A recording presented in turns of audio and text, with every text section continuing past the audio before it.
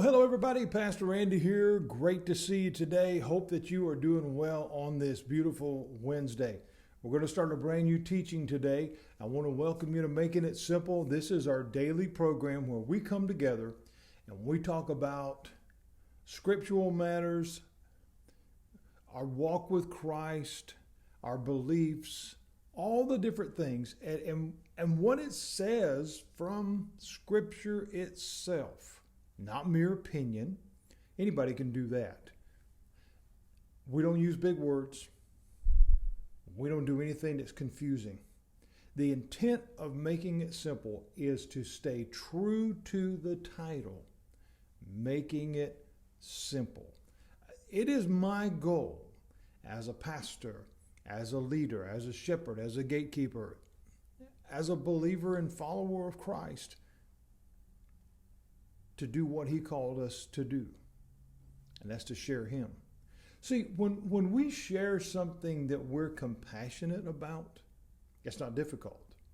When we share something that we're compassionate about, we have an ability to express that in such a way that not only does it garner someone else's attention, but they're able to walk away and they're able to see your heart. Whether they do or don't grasp the totality of it, in that instant moment, that's really neither here nor there. The fact that they can see through your eyes, that they can see through your words, through your heart, is real. That's vital. One of the things that really grieves me, if I can use that word, is the continual complicating of this beautiful, simple subject. It's unnecessary, friends. It does not have to be. Now, I know, without question, there are many, especially within the ministry realm, that would argue with me because they like using the big words. They like sounding all that stuff. Okay, I don't. To me, I don't need to try to impress anybody. Okay, I can use the big words too. I've heard them all. I've written them all down. I've done seminary. I've got a doctorate degree hanging on the wall. But what God has placed in my heart is the beautiful, simple message of Jesus. That he loves us so much that Jesus came and gave his life so that you and I could be forgiven of all that we've ever done wrong and be with him for eternity. That's not a hard message. That's not a complicated message. That's not a message that requires big words and scary, confusing things and leave you with a lot of question marks and leave you walking out the door of a service or whatever saying, what on earth were they talking about? You won't never find that with me because I feel like connecting, being down to earth is vital, because if we look at the ministry of Christ, and in no way, please don't understand, I am not comparing myself to Jesus by any stretch. However, he said, follow me. When we follow one, he's saying, emulate me, watch me, learn from me. And if we do that in a childlike manner, as Scripture calls for, we'll begin to pick up on those things. We'll begin to see his heart, which leads us to the ability to share that same thing. He met people where they were, whether it was at the well, whether it was in a compromising situation, whether it was in grief, whether it was in sorrow, whether it was in disbelief. The one father said to him, Lord, I believe, but help my unbelief. That was real. Maybe one of the most real human things ever said in Scripture. Peter, as he's contemplating stepping out of the boat, as Jesus has given him the command, come. Peter steps onto that water and is overwhelmed by the supernatural and the awesome moment that is taking place. And he uttered 3 words as he began to sink into the water, as he allowed his distraction of the circumstance and the surrounding to take over and override the faith that he was experiencing, the belief that anything is possible. And he said, Lord, help me. Now, I talked about that in our prior lesson on faith, but I want it to be the catalyst that jumps us into today's brand new lesson. So I want to introduce to you today, what is prayer? What is prayer? Much like faith, much like grace, and so many other words that have woven themselves into our conversations, have woven themselves into our culture, whether it's Western culture or all in different places, those words have become broad spectrum words, meaning that they have multi-tiered definitions. They apply in different aspects of different manners in people's lives all over.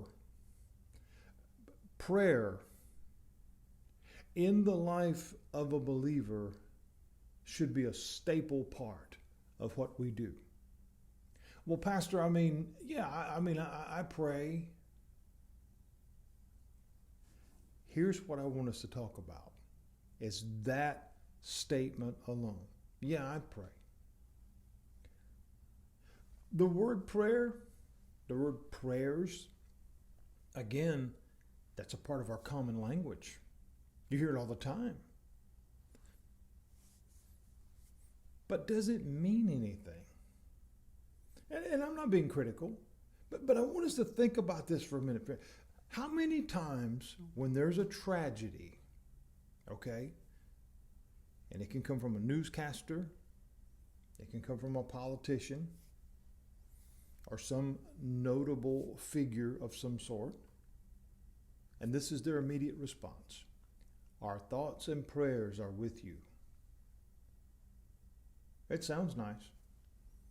It sounds all spiritual, but it's got question marks all over it.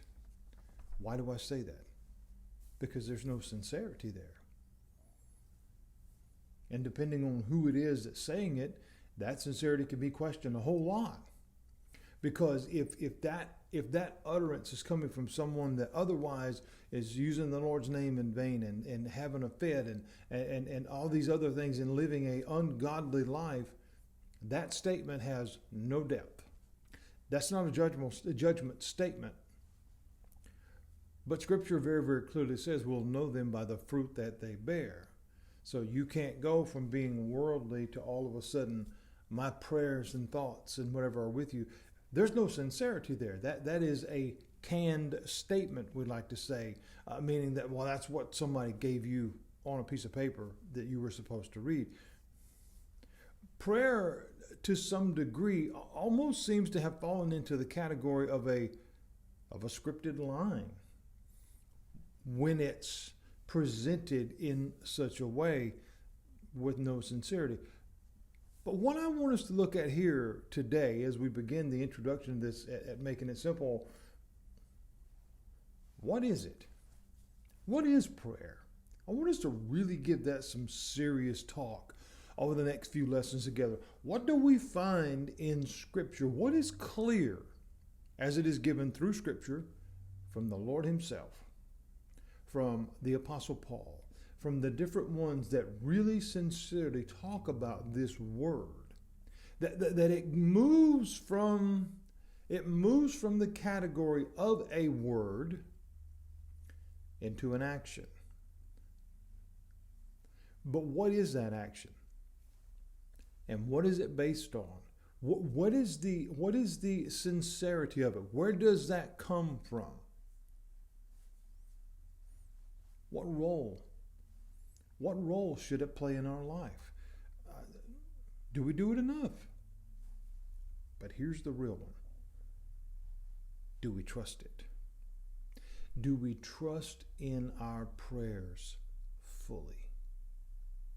Is it our greatest strength?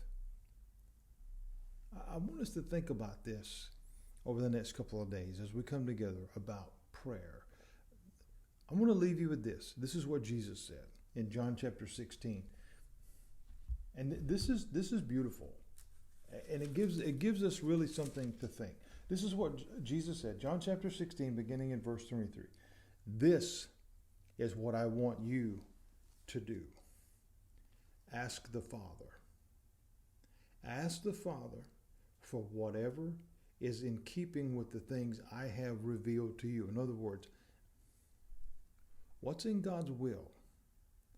Not just, well, I'm just flippantly throwing it out there. Well, what honors God? What glorifies God? Is it a help in a terrible situation? Is it a relief? Is it a help thing? It's all, whatever. He's saying, ask the Father. Ask is the key word there.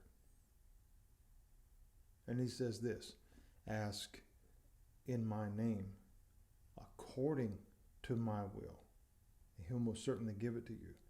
Your joy will be a river overflowing its banks. We're going to talk more about that tomorrow, what those things mean. Just kind of wanted to plant that seed a little bit. And then we're going to look at the serious side of the word prayer and how serious we should take it, based on the fact that we recognize who we're talking to. God bless you. Thank you for joining me today here at Making It Simple. I am looking forward to this journey as we talk about prayer. I'll see you tomorrow.